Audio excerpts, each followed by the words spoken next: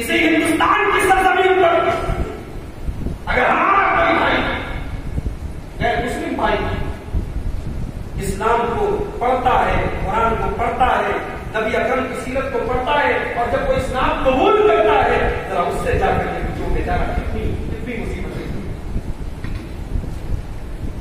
میرے پاس ایسے فون بھی آتے ہیں لڑکیوں کے بھی لڑکوں کے بھی، اسلام قبول کر لیا ہے، گھر میں کسی کو بتا نہیں سکتے، نماز پڑھنا چاہتے ہیں، گھر میں نماز پڑھنے کی اجازت نہیں ہے، باپ الگ سبزی چڑھا ہے، ماں الگ سبزی کر رہی ہے، شوہر الگ سردار آئے، اسلام قبول کرنے کے بعد نہ مسلمان ساتھ دے رہے، نہ حکومت ساتھ دے رہی، کوئی ساتھ دینے والا نہیں ہے۔ میرے پیارے بھائیوں، آج اس ماحول میں ایک ہمارا غیر مسلم بھائی اگر اسلام قبول کر لے تو اس کے اوپر دنیا بھر کے مسائل پیش آتے، اس سے ذرا جا کر کے پوچھو اس نے کیا کیا کھویا ہے، تب یہ اسلام اسے ملا۔ ہمیں اور آپ کی یہ نعمت فری میں ملی ہے، اس لیے ہمیں اور آپ کو احساس نہیں کہ ہم کتنی بڑی نعمت ہمیں اللہ تعالیٰ نے اسلام کی شکل میں، ایمان کی شکل میں۔ ہمارا نوجوان دین سے دور ہے، اس لیے بھی دور ہے کیونکہ اسے اسلام کی نعمت اور اسلام کی قدر و قیمت مانتا، اس لیے بھی نوجوان ہوتے جوانی کا پیریڈ ہے، اللہ تعالیٰ نے اٹریکشن رکھا ہے، مرد کو عورت کی ضرورت ہے، عورت کو مرد کی ضرورت ہے، لڑکا جوان ہو گیا، لڑکی جوان ہو گئی، دونوں کو ایک دوسرے کی ضرورت ہے۔ ہم نے سماج میں نکاح کو مشکل بنانے کے ہزار رسم و رواج رکھے ہیں، جہیز بھی ہونا چاہیے، اپنی برادری میں شادی ہونی چاہیے، لمبے چوڑے بارات کا انتظام بھی ہونا چاہیے۔ ہم نے دنیا بھر کے رسم و رواج کی پیڑھیوں میں شادی کو اتنا مشکل بنا دیا کہ آج نوجوان زناکاری کی طرف مائل ہو رہا ہے۔ بھائی ہم لوگ کو حدیث پھٹ سے پڑھ کے سناتے ہیں، اللہ کے رسول نے فرمایا اے نوجوانوں تمہیں شادی کی طاقت ہے تو تم شادی کر لو، اور اگر شادی کی طاقت نہیں ہے تو روزہ رکھو۔ معاف کیجیے، پریکٹیکل بنیے، پریکٹیکل۔ ایک لڑکا نوجوان ہے، شادی کے قابل ہے، اس کے پاس یعنی اپنی بیوی کو کھلانے کی بھی چھمتا ہے، مگر اس کے پاس بارات کا انتظام نہیں ہے، لمبے چوڑے جہیز کا انتظام نہیں ہے، شادی کے رسم و رواج کو جھیلنے کا انتظام نہیں ہے، اور ہم یہ امید رکھتے ہیں وہ بیچارہ روزہ رکھ لے، وہ اس کی شرمگاہ کی حفاظت ہو جائے۔ بھائیو، آپ کے آنکھ بند کر لینے سے سورج کی روشنی نہیں بند ہو جائے، سورج نکلا ہے تو نکلا ہے۔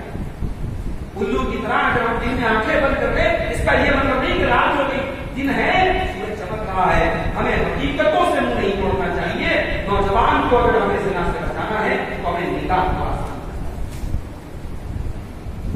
نبی اکرم کے زمانے میں نکاح کیسے ہوتے تھے بھائی؟ عبد الرحمن بن عوف رضی اللہ تعالیٰ عنہ شادی کر لیتے ہیں، نبی کو پتا نہیں، اللہ کے نبی نے ان کے کپڑے پر دیکھا سردی کا نشان لگا، نبی نے پوچھا عبد الرحمن شادی کی ہے کیا؟ کہا یا رسول اللہ شادی۔ اللہ کے نبی نے کہا ولیمہ کرو، نبی نے کہا ولیمہ کرو، یعنی کہ ابھی ولیمہ نہیں کیا، انہوں نے نکاح کر دیا اللہ کے رسول کو۔ اتنی آسان شادیاں ہوتی ہیں۔ آج اگر ہم پیسے والے ہیں، اگر ہماری لڑکی پڑھی لکھی ہے تو ہم لڑکے کی گورنمنٹ جاب یا بہترین بزنس اس سے کم کر ہم کمپرومائز نہیں۔ لڑکا دیندار ہے، لڑکا بااخلاق ہے، اچھا کمانے والا ہے، نہیں صاحب ہماری لڑکی ایم اے کی ہوئی ہے، ہماری لڑکی ایم ایس سی کی ہوئی ہے، ہم کمپرومائز نہیں۔ میری ماں بہن سن رہی، میں ایک بات کہتا ہوں، بڑے غور سے سنیے۔ ماں کی تربیت کا بڑا اثر ہوتا ہے بچیوں۔ حضرت خدیجہ رضی اللہ تعالیٰ نبی کی پہلی بیوی ہے، اور بلا شک و شبہ بہت پیسے والی عورت تھی، وہ بزنس وومن، بہت بڑا بزنس کرتی تھی۔ نبی اکرم سے نکاح ہوتا ہے، اپنا سارا مال اللہ کے نبی کے لیے قربان کرنے کے لیے خدیجہ تیار ہو جاتی ہیں۔ خدیجہ نے اپنے سارے مال، سارے بزنس کو اسلام کے لیے قربان کر ڈالا۔ خدیجہ کے پیٹ سے نبی کو 4 بیٹیاں ہوئی، زینب بھی ہوئی، رقیہ بھی ہوئی، ام کلثوم بھی ہوئی، اور فاطمہ بھی ہوئی۔ میرے پیارے بھائیوں، میرے نبی نے زینب کی شادی عباس سے کی، رقیہ اور ام کلثوم کی شادی یتیم کی عثمان غنی سے کی، اور سب سے چھوٹی اور سب سے لاڈلی بیٹی حضرت فاطمہ کا نکاح نبی اکرم صلی اللہ علیہ وسلم نے حضرت علی سے کیا۔ اور جب علی سے نکاح کیا، علی کے پاس کچھ نہیں، ولیمہ کا بھی انتظام نہیں تھا، بیوی کو مہر دینے کے لیے کچھ نہیں تھا۔ نبی اکرم نے کہا کہ علی اپنی ذرا بیچ دو، اس سے ولیمہ کا انتظام ہو جائے گا اور بیوی کو مہر دینے کا بھی انتظام۔ نبی نے اپنی سب سے لاڈلی بیٹی کا نکاح حضرت علی رضی اللہ عنہ سے کیا، اور تاریخ کی کوئی ایک روایت ایسی نہیں ملتی، حدیث کی کوئی ایک روایت ایسی نہیں ملتی کہ حضرت فاطمہ نے ایک بار بھی چوچرا کیا ہو، ابا کتنے لاڈ سے پیارا پالا ہے، کتنے پیار سے پالا ہے، کتنے بڑے خاندان کی عورت کی بیٹی ہوں میں خدیجہ کی بیٹی ہوں، میں اپنے زمانے کی کروڑ پتی عورت کی بیٹی ہوں، اور میری شادی آپ ایک ایسے لڑکے سے کر رہے ہیں جس کے پاس نہ کھانے کو ڈھنگ کی چیزیں ہیں، نہ اچھا کاروبار ہے، نہ بزنس ہے۔ ایک بار بھی حضرت فاطمہ کی زبان کی شکایت ہے۔ میرے بھائیوں، ہمیں اپنے شادی بیاہ کرنے کے طریقے کو بدلنا۔ آج ہمارا نوجوان اگر غلط راستے پر جا رہا ہے، اس کے پیچھے ہمیں اسباب پر بھی غور کرنا پڑے گا کہ کیوں ایسا کیوں ہو رہا ہے۔ ہم بہت غصے میں ہیں، ہماری لڑکیاں مرتد ہو رہی ہیں، ہماری لڑکیاں کالج میں جا رہی ہیں، غیر مسلموں کے ساتھ بھاگ رہی ہیں۔ بھائی صاحب، اس کی وجہ پر بھی آپ نے غور کیا کیوں مرتد ہو رہی ہے لڑکیاں؟ جمعہ کا خطبہ آپ کیا ہو رہا ہے، مولوی صاحب بیچارے 8 گھنٹہ مطالعہ کر کے آدھا گھنٹہ خطبہ دینے کے لیے مسجد پر آتے، پورے ہفتے کے مطالعے کا نچوڑ پیش کرتے، اور آپ کی بستی ماشاءاللہ اہل حدیثوں کی بستی، اور شرم کی بات ہے آپ کی مسجد میں عورتوں کے لیے جمعہ میں مسجدوں کے میں عورتوں کا انتظام نہیں۔ کیوں نہیں ہے بھائی؟ کیوں نہیں؟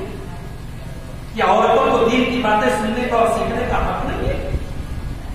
اور اگر آپ نے جمعہ کے خطبے سے اپنی عورتوں کو محروم رکھا، دین کی باتوں کو سننے سے محروم رکھا، اور آپ کے گھر میں انسٹاگرام چل رہا ہے، فیس بک چل رہا ہے، واٹس ایپ چل رہا ہے، یوٹیوب چل رہا ہے، اور آپ کی لڑکی کالج میں پڑھ رہی ہے، وہ غیر مسلموں کے ساتھ انٹریکشن ہے اس کا، انہیں کے ساتھ اٹھتی ہے بیٹھتی ہے، اب اگر اس کے دل میں اسلام نام کی کوئی چیز نہیں ہے تو روتے کیوں بھائی؟ اسلام تو اس کے دل میں آپ نے ڈالا ہی۔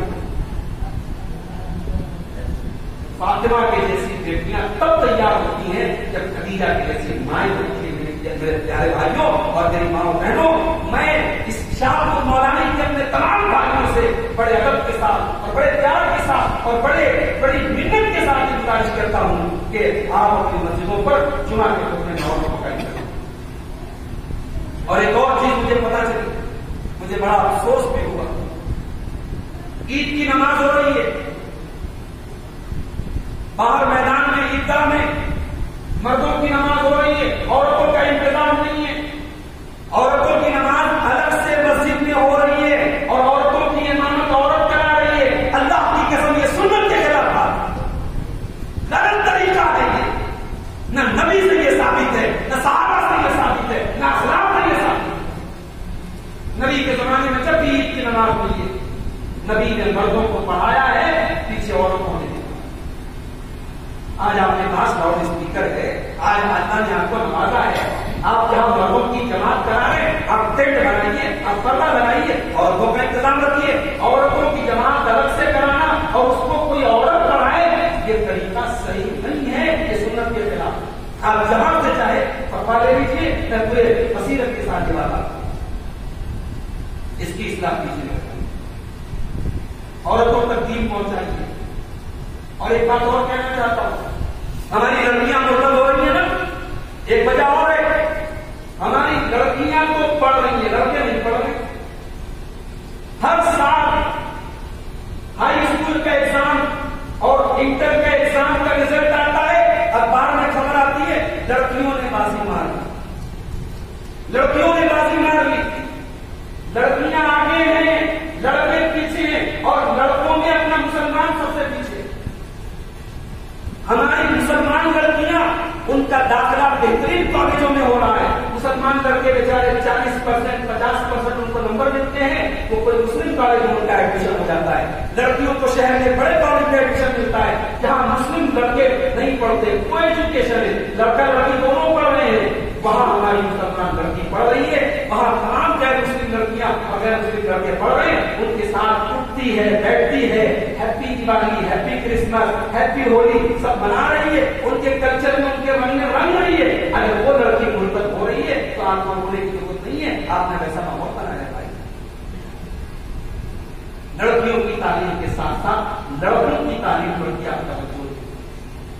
ہمارے دماغ میں کیا رہتا ہے, ہماری لڑکی پڑھے گی نہیں تو اچھا رشتہ نہیں ملے گا. لڑکا اگر نہیں بھی پڑھے گا, لڑکے کو سعودی بھیج دیں گے, اچھا رشتہ ملے گا. یہ سوچ بدل دو بھائی. لڑکے کو پڑھاؤ اور سعودی اور قطر کی نوکری کے نام پر ہم کتنے دنوں تک اپنے پریواروں کو, اپنے بچوں کو دور رکھیں گے. اپنے بچوں کا مستقبل بہتر بنانا ہے تو لڑکوں کو بھی اعلیٰ تعلیم کو, لڑکیوں کو بھی اعلیٰ تعلیم.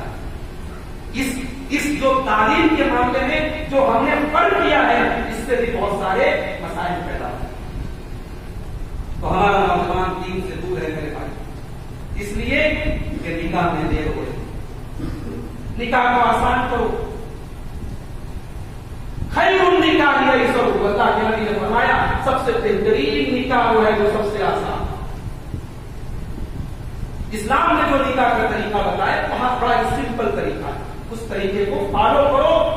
ہم رفع یدین کرتے ہیں ماشاءاللہ, ہم سینے پر ہاتھ مانتے ہیں ماشاءاللہ, ہم آمین زور سے بولتے ہیں ماشاءاللہ. بھائی ہم نبی کے طریقے پہ چلنے والے لوگ ہیں, ہم نبی کی ایک ایک سنت کو فالو کرنے والے لوگ ہیں. تو بھائی نکاح کے معاملے میں کیوں صاف سن جاتا ہے؟ ہم نکاح کے معاملے میں رسم و رواج کو کیوں فالو کرتے ہیں؟ ہم نکاح کے معاملے میں بھی اہل حدیث بنے, ہم نکاح کے معاملے میں بھی سنت پر چلنے والے بنے, ہم نکاح کو بھی آسان بنائیں. انشاءاللہ اس سے بہت سارے مسائل ہوں.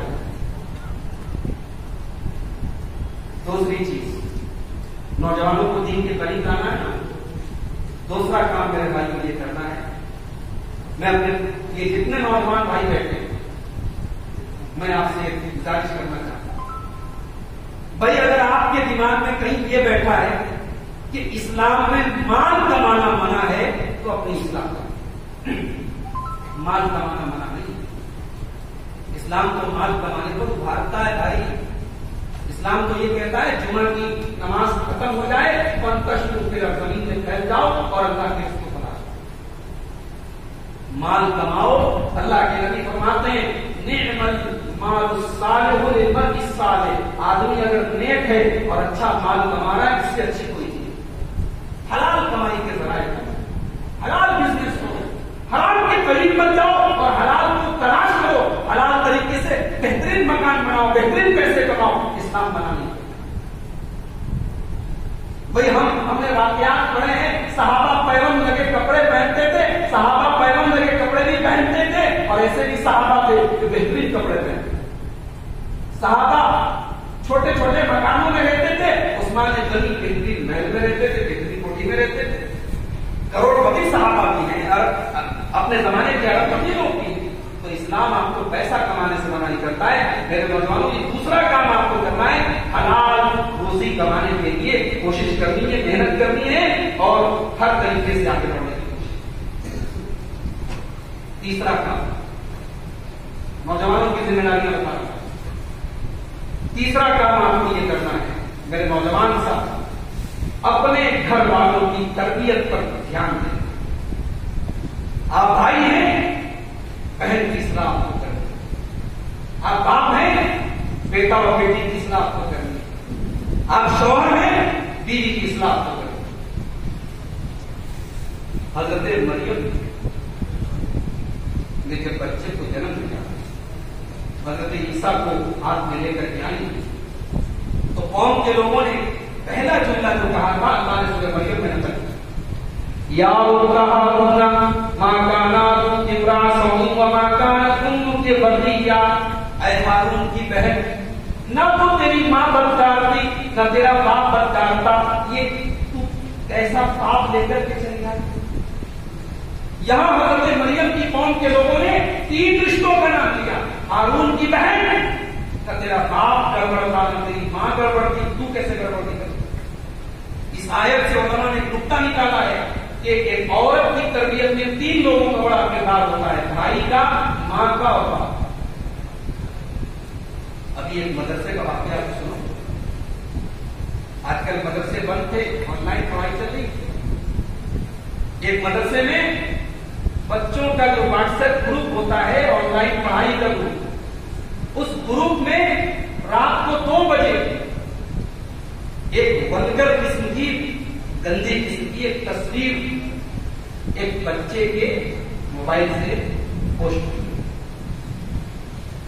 اسکول کے ٹیچروں نے صبح دیکھا، فوراً اس نمبر پر فون کیا گیا اور بچے کے والد کو بلایا گیا اور بچے کے والد کو دکھائے گا کہ آپ کے نمبر سے رات کو 2 بجے یہ ایک تصویر واٹس ایپ گروپ پر مدرسے کے گروپ میں آئی۔ بچے کا باپ کیا کہتا ہے؟ میرا موبائل محلے کے لوگ بھی لے لیتے ہیں، ہو سکتا ہے کسی کے ذریعے پوسٹ ہو۔ بھائی صاحب رات کو 2 بجے کون سا محلے کا آدمی آپ کا موبائل؟ اس کا مطلب یہ ہوا کہ بچے کا باپ رات کو 2 بجے اپنے موبائل کا غلط استعمال کر رہا تھا اور غلطی سے وہ تصویر اس نے واٹس ایپ پر بھیجی۔ اب آپ غور کریں کہ جس گھر میں باپ رات کو 2 بجے موبائل کا یہ کام اگر موبائل کے ساتھ کر رہا ہے، اس گھر میں بچے اور بچیوں کا کیا؟ یا ایھا الذین آمنوا قوا انفسکم واہلیکم نارا، اے ایمان والو اپنے آپ کو اور اپنے گھر والوں کو جہنم کی آگ سے بچاؤ۔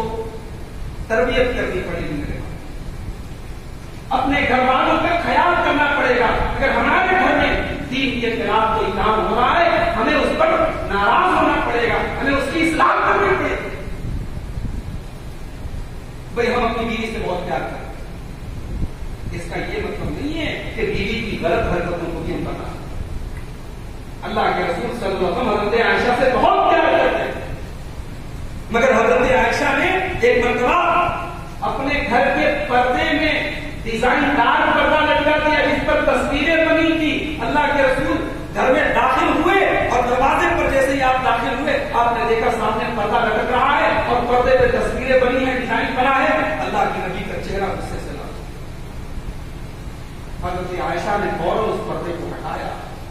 اللہ کے نبی اندر آئے، کہا ہے عائشہ کیا تمہیں معلوم نہیں کہ جس گھر میں تصویریں ہوں اس گھر میں اللہ کی رحمت کے فرشتے داخل نہیں ہوتے؟ حضرت عائشہ رضی اللہ تعالیٰ عنہ نے اس کپڑے کو کچھ اور استعمال میں لے لیا، اس کو اپنے گھر کا پردہ۔ میرے بھائیوں، گھر والوں کی اصلاح، موبائل گھر میں چل رہا ہے، بہو بیٹیاں موبائل چلا رہی، لڑکے موبائل چلا رہے ہیں، گھر میں گانا بج رہا ہے اور آپ ماشاء اللہ تہجد پڑھ رہے ہیں، آپ کو فکر نہیں ہے؟ آپ نماز پڑھ رہے ہیں، لاٹھی لے کر کے آپ 70 سال کے بوڑھے ہیں، مسجد میں آ رہے ہیں، آپ کا بیٹا ایک ٹائم کی نماز نہیں پڑھتا، آپ اپنے بیٹے کو نماز کے لیے بول دیے، ارے مولی صاحب کتنا بولیں، بول چکے نہیں، ہر بات بولیں۔ جس طریقے سے آپ کے ذمہ نماز پڑھنا فرض ہے، اپنے گھر والوں کو نماز پڑھانا بھی آپ کا فرض ہے۔ آپ کے لیے ضروری ہے کہ آپ اپنے بچوں کو نماز پڑھنے کی ترتیب۔ سعودی عرب کے طالب نے ٹویٹر پہ ٹویٹ کیا تھا، میں یہ واقعہ شاید آپ کے پچھلے پروگرام میں سنا بھی چکا ہوں کہ سعودی عرب کی فوج میں بریگیڈیئر کی پوسٹ پر بات نہیں تھا۔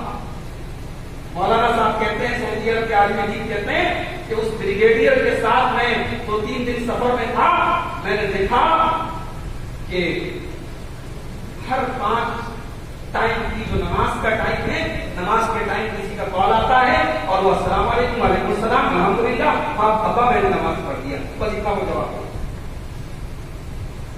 مولانا صاحب کہتے ہیں، عرب کے وہ شیخ صاحب کہتے ہیں، میں نے پوچھا بریگیڈیئر سے کہ بھائی یہ ہر نماز کے ٹائم کس کا کال آتا ہے، کیوں آپ بس اتنا جواب دیتے ہم میں نے نماز پڑھ؟ کہا یہ میرے والد کا فون آتا ہے اور ہم 8 بھائی ہیں اور ہمارے والد کا یہ معمول ہے کہ وہ ہر نماز کے ٹائم اپنے 8 بیٹوں کو کال کرتے ہیں، بیٹا آپ کہاں ہیں، آپ نے نماز پڑھی ہے؟ اپنے 8 بیٹوں کی نماز کی پابندی کا وہ بات خیال ہے۔ ایسے باپ اگر گھروں میں اس سوسائٹی میں پیدا ہو جائیں میرے بھائیوں تو گھر کی اصلاح. تو یہ تیسرا کام ہمیں اور آپ کو میرے نوجوان ساتھیوں میں اور آپ کو کرنا ہے کہ ہمیں اپنے گھر کی اصلاح. چوتھا کام شیخ ابوالکلام صاحب آ گئے ہیں. اب آپ لوگ مجھ سے ناراض بھی ہو رہے ہوں کہ میں شاید زیادہ وقت لے رہا ہوں. چوتھا کام نوجوانوں کی چوتھی ذمہ داری. بھائی آپ جوان ہیں, آپ کے والدین پورے ہیں. والدین بہت سے معاملات میں ہو سکتا ہے غلط ہو سکتا ہے بہت سے معاملات میں والدین کا فیصلہ غلط ہو سکتا ہے والدین آپ کے ساتھ غلط بات کریں. آپ کو یہ حق نہیں پہنچنا کہ والدین کے ساتھ ان کے غلط ہونے کے باوجود آپ بدتمیزی والدین کے ساتھ حسن سلوک کریں, ان کے ساتھ کریں. اگر آپ کے والدین مشرک ہیں, کافر ہیں, اور آپ سے کہہ رہے بیٹا تو بھی شرک کر, تو اللہ تعالیٰ قرآن میں یہ کہتا ہے کہ اپنے باپ کی اپنی ماں کی یہ بات مت مانو, لیکن ان کے ساتھ بھلائی کرتے ہو. وَإِن جَاهَدَاكَ عَلَىٰ أَن تُشْرِكَ بِي مَا لَيْسَ لَكَ بِهِ عِلْمٌ فَلَا تُطِعْهُمَا وَصَاحِبْهُمَا فِي الدُّنْيَا مَعْرُوفًا. اگر تیرے ماں باپ تجھے شرک کرنے کی تعلیم دیں, اگر تجھے شرک کرنے پر ابھاریں تو تم ان کی اس غلط بات کو نہ ماننا, لیکن اپنے ماں باپ کے ساتھ تو بھلائی کرتے رہنا. اگر آپ نے ماں باپ کی آنکھوں میں آنسو لا دیے, ان کو رلا دیا, ان کو تکلیف پہنچائی, تو قیامت کے دن آپ اللہ کے عذاب سے بچیں. دنیا میں بھی اللہ کا عذاب آتے. اللہ کے پیارے نبی فرماتے ہیں اتنا نہیں یعجلهم اللہ بالدنیا والآخرہ. دو قسم کے گناہ ایسے ہیں جن کی سزا اللہ تعالیٰ دنیا ہی میں دے دیتا ہے. البغی, ایک ظلم اور زیادتی کرنا, وعقوق الوالدین, اور والدین کو ستانا, والدین سے رشتہ توڑنا, والدین کو تکلیف پہنچانا. تو والدین کے ساتھ اچھا, یہ چوتھا کام. نمبر 5, میرے نوجوان ساتھیوں, آج یوٹیوب کھول دو, بہت سارے یوٹیوب چینل ایسے ہیں جن کا کام ہے اسلام کے خلاف نفرت پھیلانا, نبی اکرم کو گالی دینا, اسلام کو گالی دینا. فیس بک کے اوپر بہت سارے پیجز ایسے ہیں, بہت سارے گروپ ایسے ہیں جو اسلام کے خلاف پروپیگنڈا کر رہے ہیں. آپ کو بھی فیس بک چلانا آتا ہے, آپ کو بھی یوٹیوب چلانا آتا ہے, آپ سوشل میڈیا پر ایکٹیو ہیں, کیا آپ کی ذمہ داری نہیں ہے کہ آپ اسلام کا ڈیفینس کریں, آپ اسلام کا دفاع کریں, آپ توحید کی دعوت خان کریں. بھائی یہ صرف مولانا کا کام نہیں ہے, یہ صرف علماء کا کام نہیں ہے. آپ بھی اپنے علم کی مراحل کو, انسان کی عمر کے پیریڈس کو, اوقات کو اگر ہم کیٹیگرائز کریں, بانٹیں, تو عام طور سے انسان کی زندگی کے 4 دور مانے جاتے ہیں. بچپن, جوانی, ادھیڑ اور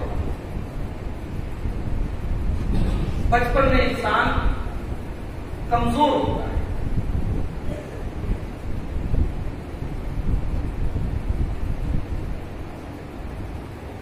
اس کے بعد وہ دھیرے دھیرے جیسے جیسے جوانی کی سرحدوں میں پہنچتا ہے, طاقت آتی ہے.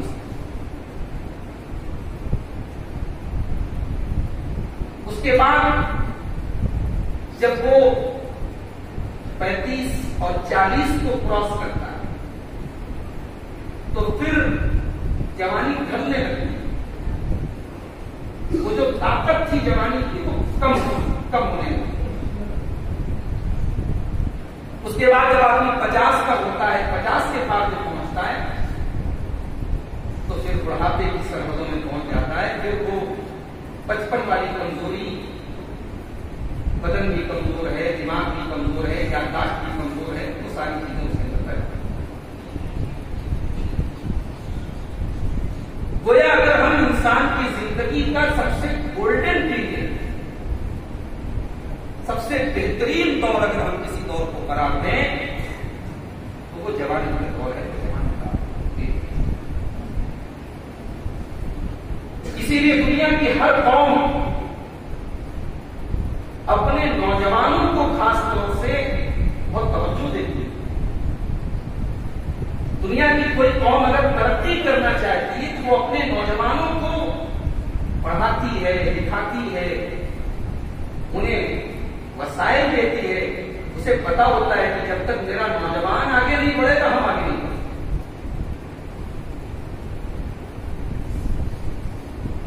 1400 سال پہلے جب غار حرا میں قرآن کی پہلی 5 آیتیں نازل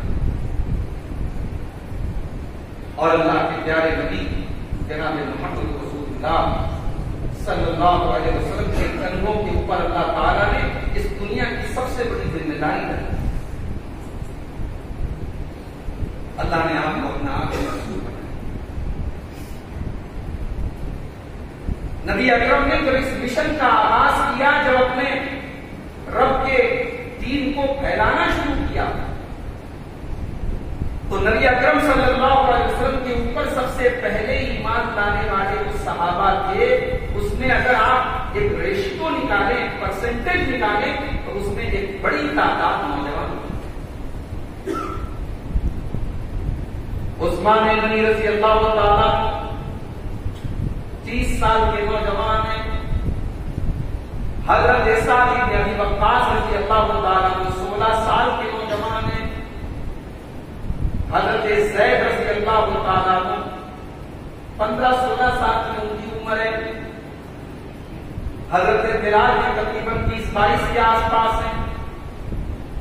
حضرت علی رضی اللہ تعالیٰ 12 سال کے ہیں. حضرت طلحہ رضی اللہ تعالیٰ 14 سال کے ہیں. یہ وہ صحابہ ہیں جنہیں ہم السابقون الاولون کے نام سے جانتے ہیں، جو اللہ کے رسول کے اوپر سب سے پہلے ایمان لائے.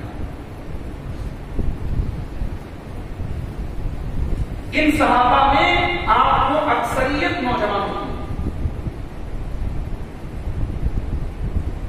گویا اسلام کا جو پودا جناب محمد رسول اللہ صلی اللہ علیہ وسلم نے لگایا، اس پودے کو سب سے پہلے اپنے پورے جگر سے سینچنے والے نوجوان. اور آپ کو ایک بڑی عجیب بات بتاؤں، اللہ کے نبی نوجوانوں پر بڑا بھروسہ کرتے،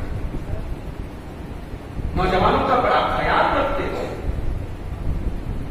نوجوانوں کے جذبات، ان کے ایموشنز، ان کے احساسات کا اللہ کے رسول بڑا خیال رکھتے.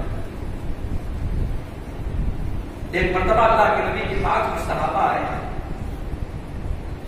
تقریباً 10-12 صحابہ تھے. یہ اللہ کے نبی کے پاس دین سیکھنے کے لیے آئے تھے، اسلام سیکھنے کے لیے آئے تھے. بخاری کے الفاظ ہیں، ان صحابہ نے اللہ کے نبی کے پاس 20 دن تک قیام کیا. 20 دن تک وہ رہے اور اللہ کے نبی کے پاس دین سیکھتے رہے، نماز کا طریقہ سیکھتے رہے، اسلام سیکھتے رہے. 20 دن جب گزر گئے، بخاری کے الفاظ ہے، اللہ کے نبی صلی اللہ علیہ وسلم نے محسوس کیا یہ سارے کے سارے نوجوان صحابہ ہیں، اپنی فیملی کو چھوڑ کر کے، اپنے پریوار کو چھوڑ کر کے آئے ہیں. ان میں سے بہت سارے ایسے بھی تھے جو شادی شدہ تھے، بیوی کو چھوڑ کر کے میرے پاس آئے ہیں.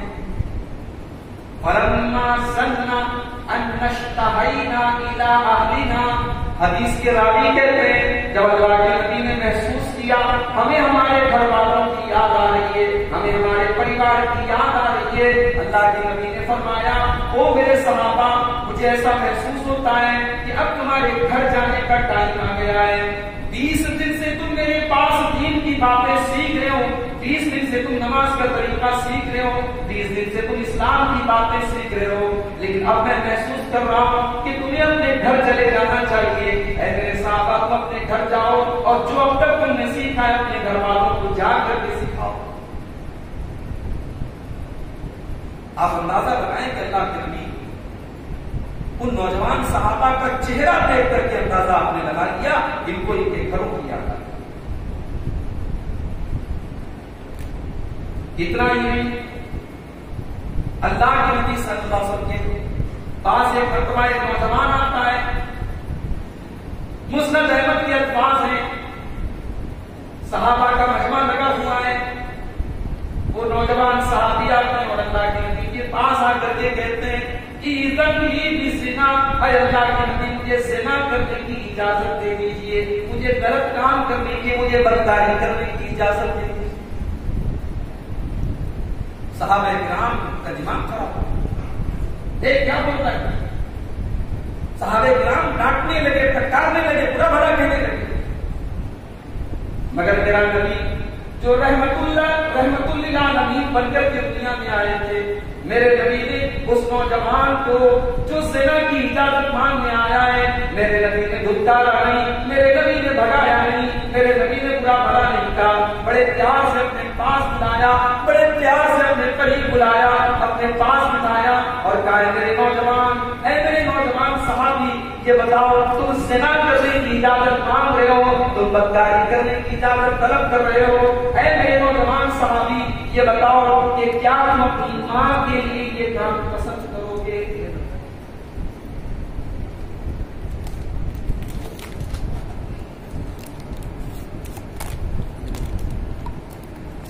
کیا تم یہ پسند کرو گے تمہاری ماں کے ساتھ کوئی زنا کرے؟ نہیں ہے اللہ کے، میرے ماں باپ آپ کے اوپر قربان ہوتا ہے، میری جان آپ کے اوپر قربان ہوتا ہے، ہم نہیں پسند کرتے۔ اللہ کے نبی نے فرمایا وَلَلنَّاسُ يُحِبُّونَهُ لِأُمَّهَاتِهِمْ، اے میرے صحابی کوئی بھی انسان اپنی ماں کے لیے یہ کام پسند نہیں کرے گا۔ پھر آپ نے پوچھا کیا تم اپنی بہن کے لیے غلط کام پسند کرو گے؟ نہیں اللہ کے نبی میری جان آپ کے اوپر قربان ہو جائے، میرے ماں باپ آپ کے اوپر قربان ہو جائے، میں اپنی بہن کے لیے بھی یہ کام پسند نہیں کروں گا۔ پھر آپ نے پوچھا کیا تم اپنی خالہ اور پھوپھی کے لیے کام پسند کرو گے؟ فرمایا نہیں ہے اللہ کے نبی، میں اپنی خالہ، اپنی پھوپھی، اپنی بہن، اپنی ماں کسی کے لیے بھی میں یہ کام پسند نہیں کروں گا۔ نبی اکرم نے فرمایا اے میرے نوجوان صحابی، لوگ بھی اپنی ماں کے لیے، اپنی بہن کے لیے، اپنی بیٹی کے لیے، اپنی خالہ کے لیے، اپنی پھوپھی کے لیے اس کام کو کبھی پسند نہیں کریں گے۔ نبی نے میسج دیا بھائی تم زنا کرنا چاہتے ہو، تم نہیں پسند کرتے تمہاری ماں کے ساتھ، تمہاری بہن کے ساتھ، تمہاری بیٹی کے ساتھ یہ کام ہو، تو جس عورت کے ساتھ تم زنا کرو گے وہ کسی کی خالہ ہوگی کہ نہیں، کسی کی پھوپھی ہوگی کہ نہیں، کسی کی بہن ہوگی کہ نہیں، کسی کی بیٹی ہوگی کہ نہیں۔ نبی نے پیغام دے دیا اور بڑی محبت سے دیا۔ اس کے بعد اللہ کے نبی صلی اللہ علیہ وسلم اس نوجوان صحابی کو سینے سے لگا اور دعا کی اللہم طہر قلبہ وحسن فرجہ واغفر ذنبہ، اے اللہ تو اس نوجوان کی شرمگاہ کی حفاظت کی توفیق اس کو عطا فرما، اس کو زناکاری سے بچا، اس کے دل کو پاک اور صاف کر دے، اور اے اللہ تو اس کی غلطیوں کو، اس کے گناہوں کو معاف فرما۔ حدیث کے الفاظ ہیں نوجوان صحابی جب اس مجلس سے اٹھے ہیں اس دن کے بعد کبھی غلط کام کرنے کا ارادہ بھی انہوں نے نہیں کیا، غلط کام کرنے کا خیال نہیں۔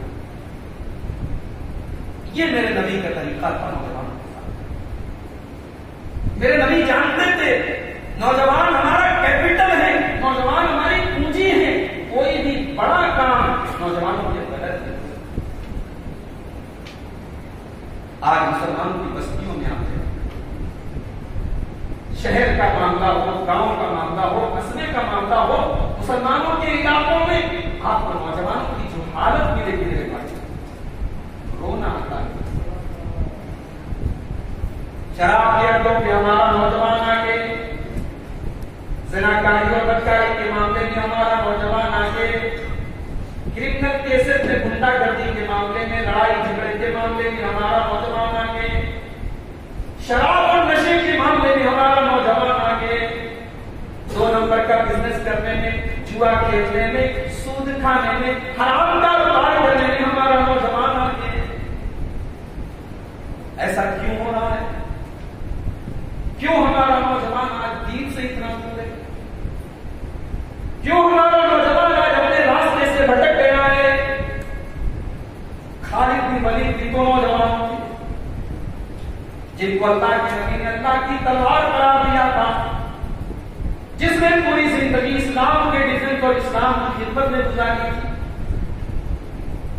وہ اسامہ ابن زید کو 18 سال کا نوجوان تھا۔ اللہ کے نبی اپنی وفات کے پہلے اس اسامہ ابن زید کو اپنی اسلامی فوج کا کمانڈر بنا کر کے وہ اسے لڑنے کے لیے بھیجے۔ بڑے بڑے صحابہ موجود ہیں، لیکن نبی اکرم صلی اللہ علیہ وسلم نے 18 سال کے نوجوان کے اوپر بھروسہ دکھایا کہ یہ نوجوان اس لائق ہے کہ اسلامی فوج کا کمانڈر۔ کیوں آج ہمارے نوجوانوں کے اندر یہ دماغ کیوں ہے؟ جب ہم اس کے اسباب پر غور کرتے ہیں، جب اس کے ریزنس اور اس کی وجوہات پر جب غور کرتے ہیں، تو سب سے بڑی وجہ ہمیں جو نظر آتی ہے وہ یہ ہے کہ ہمارا نوجوان اپنی زندگی کا مقصد ہے، اور جب کوئی چیز اپنا مقصد کھو دے تو وہ ویسٹ ہو جاتی ہے، وہ بیکار ہے۔ بھائی یہ مائک میرے سامنے رکھا ہے، اس کا مقصد ہے یہ میری آواز آپ تک پہنچا۔ اگر اس مائک نے اپنا کام کرنا بند کر دیا تو اس مائک کو میں اپنے سامنے رکھنا پسند نہیں۔ یہ میرے ہاتھ میں جو گھڑی ہے، اس گھڑی کا کام ہے وقت بتانا۔ یہ وقت بتا رہی تو میری کڑائی میں بندی ہے، اگر یہ وقت نہ بتائے، اس کی سوئیاں چلنا بند ہو جائے تو لوگ مجھے بیوقوف کہہ کے مولانا بند گھڑی چلائے۔ دنیا کا نظام ہے، ہر چیز اگر اپنے مقصد کو پورا کرنا بند کر دے وہ چیز ویسٹ مانی جاتی ہے۔ میرے بھائی ہم مسلمان ہیں، ہماری زندگی کا مقصد ہے اللہ کی عبادت، اللہ کو راضی کرنا۔ وَمَا خَلَقْتُ الْجِنَّ وَالْإِنسَ إِلَّا لِيَعْبُدُونِ، میرے بندو ہم نے تمہیں صرف اور صرف اپنی عبادت کے لیے پیدا کیا ہے۔ کوئی یہ نہ سمجھے عبادت کا مطلب ہے 5 ٹائم کی نماز ادا کرنا۔ نہیں میرے بھائی، تم دکان پہ جا کے سامان بیچ رہے ہو، تم دکان پہ حلال چیزوں کو بیچ رہے ہو، اس کا منافع کما رہے ہو، اور گھر آ کر کے اپنی بیوی کو، اپنے بچوں کو جو تم کھانا کھلا رہے ہو، اپنی بیوی کو تم، اپنی بیوی کے منہ میں جو تم لقمہ رکھ رہے ہو، اللہ کے نبی فرماتے ہیں اس بیوی کے منہ میں تم جو لقمہ ڈال رہے ہو تمہیں اس لقمے پر بھی ثواب ملے گا۔ حتی اللقمۃ تزرع فی امرأتک، اللہ کے نبی فرماتے ہیں تم اپنی بیوی کے منہ میں جو لقمہ ڈالتے ہو، اپنی بیوی کو جو کھانا کھلاتے ہو، اس کھانے کا بھی ثواب آپ کو ملے گا۔ اسلام نے عبادت کو لمیٹیڈ نہیں کیا ہے بس 5 ٹائم کی نماز پڑھو یہ عبادت ہے۔ بھائی اسلام کے اکارڈنگ آپ زندگی گزاریں، بزنس کریں، کاروبار کریں، بچوں کو پالیں، پوری زندگی آپ کی۔ اسی لیے آپ غور کریں، صحیح مسلم کی وہ حدیث اپنے سامنے رکھیں، اللہ کے رسول کے کچھ قریب صحابہ آپ کے پاس آئے، اے اللہ کے نبی ایک شکایت لے کر کے آئے، اے اللہ کے رسول جو امیر لوگ ہیں وہ ثواب میں ہم سے آگے نکل گئے، ہم تو پیچھے ہو گئے۔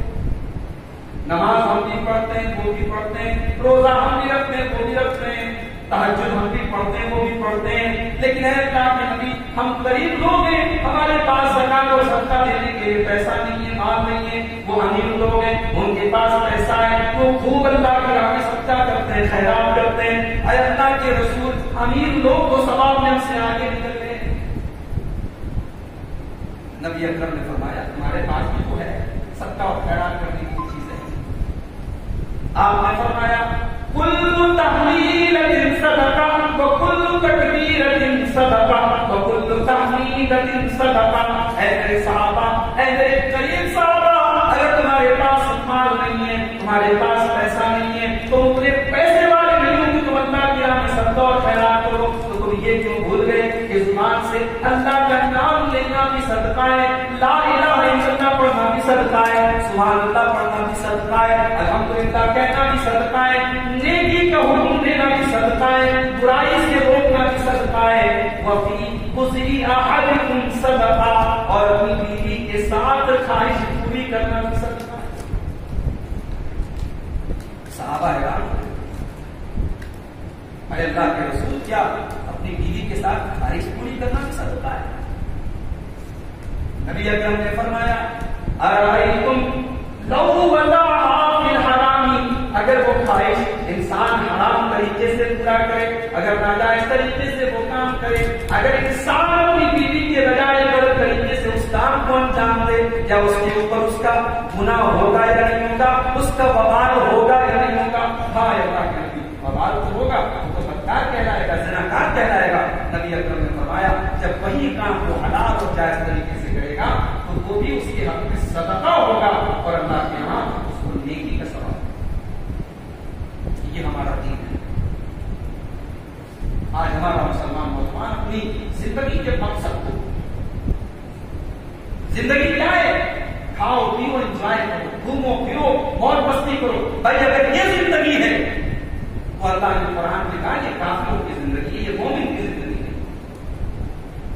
قرآن کا 14واں پارہ اللہ فرماتا ہے ربما یود الذین کفروا لو کانوا مسلمین، ایک ایسا دن بھی آنے والا ہے جب یہ کافر لوگ تمنا کریں گے، جب یہ مشرک لوگ تمنا کریں گے کہ کاش ہم مسلمان ہوتے، ذرہم یاکلوا ویتمتعوا ویلہہم الامل۔ اے نبی ان کو چھوڑ دو، ان کافروں کو چھوڑ دو، یہ کھائیں یہ پیئیں، یہ لمبے چوڑے پلان بنائیں، ان کا یہی تین کام ہے، یہ کھائیں گے یہ پیئیں گے یہ لمبے لمبے پلان بنائیں گے، ان قریب ان کو اپنا انجام پتہ چل جائے گا۔ کھانا پینا انجوائے کرنا یہی مقصد ہے۔ مقصد زندگی اللہ کو راضی کرنا ہے، اللہ کو۔ ہمارا نوجوان دین سے دور کیوں ہے؟ وہ اپنی زندگی کے مقصد کو بھولا گیا۔ اور جب زندگی کا یہ مقصد آدمی کو پتہ لگ جائے کہ یہ زندگی تو اللہ کی امانت ہے، جان دی ہوئی اسی کی تھی، حق تو یہ ہے کہ حق ادا نہ ہوا۔ جب ایک مسلمان کو یہ احساس ہو جائے کہ ہمیں جو جان ملی ہے، جو زندگی ملی ہے وہ اللہ نے دی ہے، یہ زندگی اللہ کی امانت ہے، تو وہ اللہ کی راہ میں شہید ہوتے وقت بھی اس کے ماتھے پر بر نہیں پڑتا، اس کے چہرے کی مسکراہٹ ختم نہیں ہوتی۔ بھائی حضرت علی رضی اللہ عنہ فجر کی نماز پڑھا رہے ہیں اور ابن ملجم نے حملہ کیا حضرت علی کے اوپر، ان کے پیٹ پر حملہ کیا۔ حضرت علی رضی اللہ عنہ مختلف کے مسلح پر گرے، خون کا فوارہ پیٹ سے بہا، لیکن علی کی زبان سے پہلا جملہ نکلا فزت ورب الکعبہ، رب کعبہ کی قسم سے کامیاب۔ جب یہ احساس ہو جائے کہ یہ زندگی اللہ کی امانت ہے، اگر اللہ کی راہ میں یہ زندگی جا رہی ہے تو میں ناکام نہیں ہوں، میں فیل نہیں ہوں، میں پاس ہوں، میں کامیاب ہوں، تب یہ زبان سے نکلتا ہے اللہ کی راہ میں شہید ہو رہے ہیں حضرت علی، اور زبان سے کہہ رہے ہیں فزت ورب الکعبہ، کعبے کی رب کی قسم سے کامیاب۔ ہمارا نوجوان دین سے دور ہے، اس کی دوسری وجہ یہ ہے اسے پتا ہی نہیں کہ اسے اسلام کے روپ میں کتنی بڑی نعمت دی۔ میرے پیارے بھائیوں، بہت دور جانے کی ضرورت نہیں ہے، اپنے اعظم گڑھ میں، اپنے شہر میں آپ دیکھیں، آپ ہی کے ساتھ زندگی گزارنے والے آپ کے برادران وطن، ان کی حالات میں، ان کے تہواروں پر، ان کے معبودوں کے بت، ان کے معبودوں کی جو پرتمائیں ہوتی ہیں، جو مورتیاں ہوتی ہیں، جو بت ہوتے ہیں، آپ مارکیٹ میں جا کر کے دیکھیں، ان دیویوں کی مورتیوں کو بنانے والے بنا رہے ہیں، ابھی ان کا بدن بھی ننگا ہے، ان کے بدن کے اعضاء بھی نظر آ رہے ہیں، ان کو بنانے والا بنا رہا ہے، اور پھر ایک دن کے بعد جب وہ پرتما، وہ مورتی، وہ بت جب تیار ہو جاتا ہے، اس کو ساڑی پہنا کر کے، اس کے ماتھے کے اوپر تلک لگا کر کے اس کو معبود بنا لیا جاتا ہے، اس کے آگے ہاتھ جوڑا جاتا ہے، اس کو مشکل کشا مانا جاتا ہے۔ میرے پیارے بھائیوں، گائے ایک جانور ہے،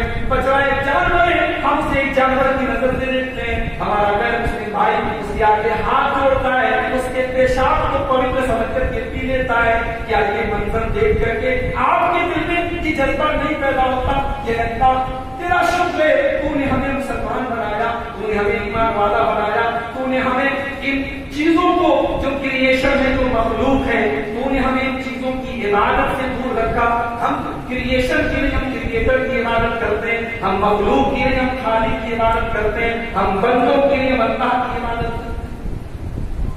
سب سے بڑی نعمت ہے اسلام.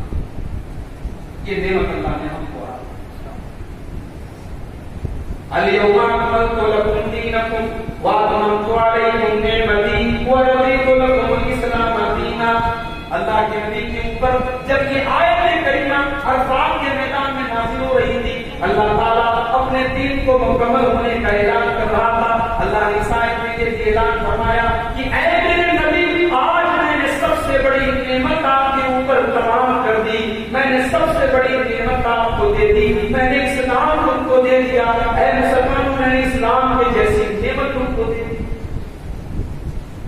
ہمیں یہ نعمت فری میں ملی ہے, اس نعمت کے لیے ہم نے کچھ قربان نہیں کیا.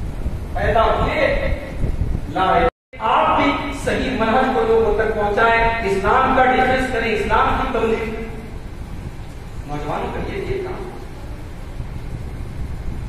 نمبر 6, چھٹی ذمہ داری آپ کی ہے. موبائل اور انٹرنیٹ بہت مفید چیز بھی ہے اور بہت گڑبڑ چیز بھی ہے. آپ صحیح استعمال کریں اور غلط استعمال سے اپنے آپ کو. اللہ کے نبی کی حدیث ہے, لا یلتق المؤمن من جوہر مرتين, مومن ایک سوراخ سے 2 بار نہیں ڈسا جاتا. مومن ایک سوراخ سے 2 بار نہیں ڈسا جاتا. مومن کو پتہ لگ جائے یہ چیز ہانی کارک ہے, یہ چیز نقصان دہ ہے, مومن اس چیز کی قریب نہیں کرتا. موبائل آپ کے پاس ہے, انٹرنیٹ آپ کے پاس ہے, اس پر آپ اسلام کی تبلیغ بھی کر سکتے ہیں, اچھی باتیں بھی پیش کر سکتے ہیں, آپ گانا بھی بجا سکتے ہیں, آپ گندی تصویریں بھی دیکھ سکتے ہیں, آپ لڑکیوں سے چیٹنگ بھی کر سکتے ہیں, آپ بدکاری کے راستے پر بھی جا سکتے ہیں. اب آپ کو ڈیسائیڈ کرنا آپ کیا کریں. بھائی آپ مارکیٹ سے دوا لاتے ہیں, دوا کا کام ہے آپ کو صحیح کرنا, لیکن دوا کے اوپر ایک ایکسپائری ڈیٹ لکھی ہے کہ یہ دوا 31 جولائی کو ایکسپائر ہو گیا. اب آپ اگر 1 اگست کو دوا کھائیں گے تو ہو سکتا ہے دوا ریئیکشن. دوا سیم ہے, چیز وہی ہے, لیکن طریقہ اگر آپ کا بدل گیا اور آپ نے اصول کے خلاف وہ چیز استعمال کی تو نقصان پہنچائے گی. یہی حال موبائل کا ہے, یہی حال انٹرنیٹ کا ہے, یہی حال ٹیلی ویژن کا ہے. آپ صحیح استعمال کریں اور ان چیزوں کے غلط استعمال سے اپنے آپ کو بچائیں. ایک مثال آپ کو دوں. بھائی عرب میں لوگ جب سفر کرتے تھے تو نیل گائے بہت ملتی تھی, ہرن بہت ملتا تھا, اونٹ بہت ملتا تھا, تو لوگ شکار کر کے اس کا گوشت کھاتے. بہت غور سے سنیے گا. آج لوگ کہتے ہیں نا موبائل کے غلط استعمال سے بچنا بہت مشکل ہے. اس مثال کو سمجھ لو گے تو موبائل کا انشاءاللہ غلط استعمال کرنے سے اللہ بچائے. اب اللہ کے رسول کے صحابہ عمرہ کرنے کے مقصد سے یا حج کرنے کے مقصد سے اپنے اپنے گھر سے احرام باندھ کر کے نکلے, اور احرام کی حالت میں شکار نہیں کر سکتے, خشکی کا شکار نہیں کر سکتے, نیل گائے, ہرن, اونٹ, ان سب چیزوں کا شکار نہیں. اب صحابہ نکلے ہوئے ہیں اور اس زمانے میں فلائٹ سے کوئی حج ہوتا نہیں, لوگ لمبا لمبا 1 مہینے کا سفر کر کے مکہ پہنچتے ہیں. اب راستے میں ان کو ضرورت ہے اور ہرن ٹہلتا ہے, نیل گائے ٹہل رہی ہے, مگر وہ اس کا شکار نہیں. اللہ نے منع کیا ہے تم احرام کی حالت میں شکار نہیں. اللہ نے سورہ مائدہ کے اندر چیز کو ذکر کیا. اللہ نے فرمایا یا ایھا الذین آمنوا لیبلونکم اللہ بالصید تنالوا ایدیکم ورماحکم. اے ایمان والو, اللہ تعالیٰ تمہیں آزما رہا ہے, تمہاری آنکھوں کے سامنے سے شکار گزر رہا ہے, جانور گزر رہے ہیں, تمہارا ہاتھ اس جانور تک پہنچ سکتا ہے, تمہارے نیزے اس جانور تک پہنچ سکتے ہیں, لیکن تمہیں شکار کرنے کی اجازت نہیں ہے. لیعلم اللہ من یخافہ بالغیب. اللہ تعالیٰ یہ دیکھنا چاہتا ہے کہ کون بغیر دیکھے اللہ سے ڈرتا ہے. اللہ کو کوئی دیکھ نہیں رہا ہے, مگر اللہ سے کون ڈرتا ہے یہ اللہ دیکھنا چاہتا ہے. رات کے 12 بجے آپ کا موبائل ہے, انٹرنیٹ اس کے اوپر آن ہے, اور آپ اپنے موبائل کے ذریعے غلط چیزوں کو دیکھ سکتے ہیں. کوئی آپ کا ہاتھ پکڑنے والا ریکارڈنگ کرنے والا نہیں ہے، کوئی آپ کے خلاف کیس کرنے والا نہیں ہے، مگر یہ احساس اگر دل میں پیدا ہو جائے کہ اللہ دیکھ رہا ہے اور اللہ کو حساب دینا ہے، تو رات کی تنہائی میں بھی آپ موبائل کا غلط استعمال نہیں کریں گے۔ تو یہ چھٹی چیز میرے نوجوانوں اپنے گھر میں، موبائل اور انٹرنیٹ کے غلط استعمال سے اپنے آپ۔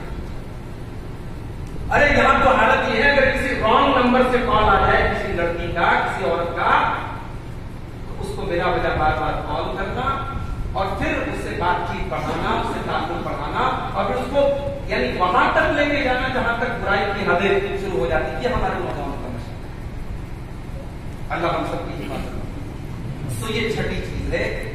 نمبر 7، 10 چیزیں بیان کر کے بعد نمبر 7، نوجوانوں کی 7ویں ذمہ داری عبادت کا شوق پیدا کرنا۔ عبادت کو بوجھ مت بناؤ، شوق ہے۔ نماز بوجھ نہیں ہے، نماز کا شوق پیدا کرے۔ اللہ کے نبی جب ٹینشن میں ہوتے تھے حضرت بلال سے کہتے تھے یا بلال علینا بالصلاۃ، اے بلال آج محمد رسول اللہ ٹینشن میں ہے، تکلیف میں ہے، دکھ میں ہے، اے بلال جلدی سے نماز کا ٹائم ہو گیا ہے، جلدی سے اقامت کہہ دو، جلدی سے اذان کہہ دو تاکہ محمد رسول اللہ کو راحت مل جائے، سکون مل جائے۔ نماز کا ایسا شوق پیدا کرو کہ نماز سے آپ کو راحت۔ اللہ کے نبی نے فرمایا قیامت کے دن اللہ تعالیٰ اپنے کچھ بندوں کو اپنے عرش کا سایہ دے، ان خوش نصیب بندوں میں وہ نوجوان بھی ہوگا وَشَابٌ نَشَأَ فِي عِبَادَةِ اللَّهِ، جس کی جوانی اللہ کی عبادت۔ صحابہ کا عبادت کا شوق ہے۔ حضرت عمر فاروق رضی اللہ تعالیٰ عنہ نماز پڑھا رہے، ابو لؤلؤ نے حملہ کیا، حضرت عمر فاروق مصلی پر گرے، لیکن جلدی سے عبد الرحمن بن عوف کا ہاتھ پکڑا، ان کو مصلی پر آگے بڑھایا۔ مسلمانوں کی امیر المومنین مصلی پر گرے اور خون کی دھاریں بہ رہی ہے، مگر مسلمانوں کی نماز نہیں ہوتی ہے۔ مسلمانوں نے نماز پوری کی اور اس کے بعد حضرت عمر کو اٹھایا۔ یہ نماز کا شوق تھا۔ آج 5 ٹائم کی نماز میں ہماری مسجدوں کا جو حال ہے وہ سب کو معلوم ہے۔ فجر کی نماز میں نوجوانوں کی جو حاضری ہے سب کو معلوم ہے۔ جانتے ہو نماز کو چھوڑنے کا تعلق خواہشات کی پیروی سے۔ اللہ نے سورہ مریم میں کہا فَخَلَفَ مِن بَعْدِهِمْ خَلْفٌ أَضَاعُوا الصَّلَاةَ وَاتَّبَعُوا الشَّهَوَاتِ فَسَوْفَ يَلْقَوْنَ غَيًّا۔ نماز کو وہ لوگ برباد کرتے ہیں، نماز کو وہ لوگ چھوڑتے ہیں جو خواہشات کی پیروی کرتے ہیں، جو اپنی اچھاؤں کے اوپر چلتے ہیں، خواہشات کے اوپر چلتے ہیں۔ تو بھائیوں نماز کی محبت اور نماز کا شوق اور عبادت کا شوق ہوتے ہیں۔ تو یہ 7ویں چیز۔ 8ویں چیز، دنیا کماؤ، دنیا والوں کا حق ادا کرو، مگر دنیا دار مت کرو۔ دنیا کے لیے مرنے کھپنے والے مت کرو، دنیا کے لیے کچھ بھی کرنے والے مت کرو۔ یہ دنیا حقیر ہے، یہ دنیا متاع ہے، یہ دنیا چند دنوں کی ہے۔ آج کورونا کا دور آیا، کتنے نوجوانوں کا جنازہ آپ کے گاؤں سے نکلا، کتنے لوگ رات کو صحیح سے صبح اٹھ کے مرنے کی خبر آئی۔ یہ دنیا کی کیا اوقات ہے؟ اس دنیا کی اوقات اور اس دنیا کی حقیقت کو جو سمجھ جائے وہ دنیا سے دل نہیں لگا سکتا۔ اس لیے آخرت کی فکر اپنے اندر۔ صحابہ کرام کے واقعات آپ کے سامنے موجود ہیں۔ کتنے ایسے صحابہ ہیں جنہوں نے اپنا پورا کاروبار، اپنا دھن سب اللہ کے نام سے قربان کیا۔ حضرت انس ابن نضر رضی اللہ تعالیٰ عنہ غزوہ احد میں ان کے بدن میں 72 زخم تھے، وہ شہید ہوئے۔ ان کی بہن نے ان کی انگلی کے پوروں سے ان کو پہچانا تھا، یہ میرے بھائی۔ تو میرے بھائیوں دنیا دار دنیا کے طلبکار۔ اور نئی چیز یہ ہے کہ نشے اور نشے سے ملتی جلتی جتنی چیزیں ہیں ہم سب کو، سوال یہ نہیں ہے کہ گٹکا کھانا جائز ہے کہ نہیں، سوال یہ نہیں کہ سگریٹ پینا جائز ہے کہ نہیں، سوال یہ نہیں کہ تمباکو کھانا جائز ہے کہ نہیں، سوال یہ ہے کہ اس میں فائدہ ہے کہ نقصان ہے۔ ہماری شریعت کا اصول ہے لا ضرر ولا ضرار، نہ تو کوئی ایسی چیز استعمال کریں گے جس سے ہمیں نقصان پہنچے اور نہ کوئی ایسی چیز استعمال کریں گے جس سے دوسروں کو نقصان۔ یہ گٹکا، یہ سگریٹ، یہ تمباکو، یہ آپ کو بھی نقصان پہنچا رہا ہے اور آپ کے آس پاس کے لوگوں کو بھی نقصان۔ سیدھی سی بات، آپ گٹکا کا پیکٹ دیکھیں، اس پر جو ہے بنا ہوا ہے کہ یہ کینسر آپ کے بدن پر کو کینسر پہنچا ہے۔ خطرناک سی تصویر بنی ہے کینسر۔ حکومت بیچ رہی ہے، حکومت لائسنس دے رہی ہے اور حکومت یہ بھی کہہ رہی ہے یہ خطرناک ہے۔ اللہ قرآن میں کہہ رہا ہے وَلَا تَقْتُلُوا أَنفُسَكُمْ، اپنے آپ کو قتل مت کرو، خودکشی مت کرو، سوسائڈ مت کرو، اپنے آپ کو ہلاکت میں مت ڈالو۔ لہذا نشے کی ہر چیز سے اپنے آپ کو۔ اور نمبر 10 آخری چیز، نوجوانوں کی اصلاح کے تعلق سے بات کریں۔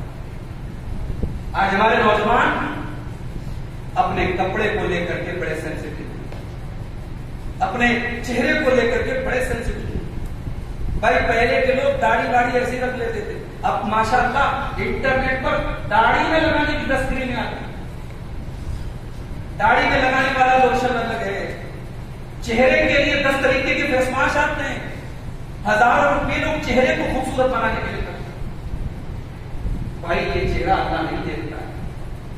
اگر چہرے کی کوئی اوقات اللہ کے نزدیک ہوتی تو حضرت بلال کا اتنا اونچا مقام نہ ہوتا۔ بلال کا چہرہ کوئی خوبصورت چہرہ نہیں، بلال کالے ہیں، کلوٹے ہیں، مگر اتنا اونچا مقام ہے کہ حضرت عمر حضرت بلال سے کہتے ہیں سیدنا، اے ہمارے سردار بلال آپ تشریف ان اللہ لا ينظر الى صوركم واجسامكم، اللہ تعالیٰ تمہارے چہرے نہیں دیکھتا، اللہ تعالیٰ تمہاری باڈی اور شریر کو نہیں دیکھتا، ولكن ينظر الى قلوبكم واعمالكم، اللہ تعالیٰ تمہارے دلوں کو دیکھتا ہے، تمہارے اعمال کو دیکھتا ہے۔ میری ماؤں بہنوں، اپنی الماری میں کپڑوں کو سجانا اور چوڑیوں سے زیورات کا اور میک اپ کے سامان کا شوق رکھنا یہ غلط نہیں ہے، یہ آپ کی فطرت ہے، یہ آپ کا نیچر ہے، یہ آپ کا مزاج ہے، مگر یاد رکھو چہرے کی خوبصورتی سے زیادہ دل کا خوبصورت ہونا ضروری ہے، دل کا پاک اور صاف ہونا ضروری ہے۔ اس دل کو پاک اور صاف کرنے کی کوشش کرو۔ حضرت ابراہیم علیہ السلام اللہ کی بارگاہ میں دعا کرتے، کہتے ہیں وَلَا تُخْزِنِي يَوْمَ يُبْعَثُونَ، اے اللہ تو مجھے قیامت کے دن رسوا نہ کرنا، تو مجھے قیامت کے دن ذلیل نہ کرنا۔ یوم لا ينفع مال ولا بنون، قیامت کے دن نہ مال کام آئے گا نہ اولاد کام آئے گی، الا من اتى الله بقلب سلیم، قیامت کے دن تو وہی کامیاب ہوگا جس کا دل پاک صاف ہوگا، جس کے دل میں کینہ نہ ہوگا، جس کے دل میں کپٹ نہ ہوگا، جس کے دل میں حسد نہ ہوگا۔ آج یہ بہت بڑی بیماری ہے بھائی، ہمیں اپنے دکھ سے زیادہ دوسروں کے سکھ سے تکلیف ہو رہی ہے۔ فلانے کا کاروبار کیوں اچھا چل رہا ہے، فلاں کی دکان کیوں اچھی چل رہی ہے، فلاں کا لڑکا اتنا اچھا پڑھنے میں کیوں ہے، فلاں کی لڑکی اتنی خوبصورت کیوں ہے۔ بھائی آپ کے پیٹ میں درد کیوں ہو رہا ہے؟ یہ حسد ہماری نیکیوں کو کھا جاتا ہے۔ حسد کرنے والا اللہ تبارک و تعالیٰ کے فیصلے پر اعتراض کرتا ہے، وہ یہ بتانے کی کوشش کرتا ہے کہ اس کو اتنا مال نہیں ملنا چاہیے تھا، اتنا کیسے مل گیا، اس کا بچہ اتنا پڑھنے لکھنے والا نہیں تھا، اس نے اتنا کیوں پڑھ گیا۔ بھائی تجھے کیوں تکلیف ہو رہی ہے؟ یہ اللہ کا فیصلہ ہے، یہ اللہ کی تقدیر ہے، تیری تقدیر میں جو تھا مجھے ملا، اس کی تقدیر میں جو تھا اس کو۔ تو دل کو صاف کرو میرے، چہرے پر فیس واش نہیں چلاؤ گے چلے گا، فیئر اینڈ لولی اور فیئر اینڈ ہینڈسم کریم استعمال نہیں کرو گے چلے گا، چہرہ بدصورت ہوگا چلے گا، لیکن دل اگر بدصورت ہوگا، دل اگر گندا ہوگا، دل اگر داغدار ہوگا، اللہ کے ہم کامیاب ہوگا۔ تو اس نفس کو پاک کرو، قد افلح من زکاہا، جو نفس کو پاک کرے گا وہ کامیاب ہوگا، وقد خاب من دساہا، اور جس کا نفس گندا ہوگا وہ ناکام۔ تو نوجوانوں کی اصلاح کے تعلق سے یہ چند باتیں میں نے آپ کے سامنے رکھی ہیں۔ اللہ سے دعا کرتا ہوں رب العالمین ان باتوں پر مجھے اور آپ سب کو عمل کرنے کی توفیق عطا فرمائے۔ رب العالمین خاص طور سے ہمارے نوجوانوں کو، ہماری ماؤں بہنوں کو اپنی اصلاح کرنے کی توفیق عطا فرمائے۔ اللہ تعالیٰ آج کا یہ پروگرام بھی جن بھائیوں اور خاص طور سے جن نوجوان بھائیوں کی محنت اور کوشش سے منعقد ہوا ہے، اللہ ان کے مال میں، ان کے اہل وعیال میں اور ان کی زندگی کے تمام شعبوں میں اللہ تعالیٰ برکت عطا فرمائے۔ اللہ تعالیٰ ہم سے جو بیمار ہیں ان کو شفا عطا فرمائے۔ اللہ تعالیٰ ہم سب کو کہنے اور سننے سے زیادہ عمل کی توفیق عطا فرمائے، جب تک دنیا میں زندہ رکھے، اسلام کو زندہ رکھے اور خاتمہ ہم سب کا ایمان کو ہو۔ آمین۔ وآخر دعوانا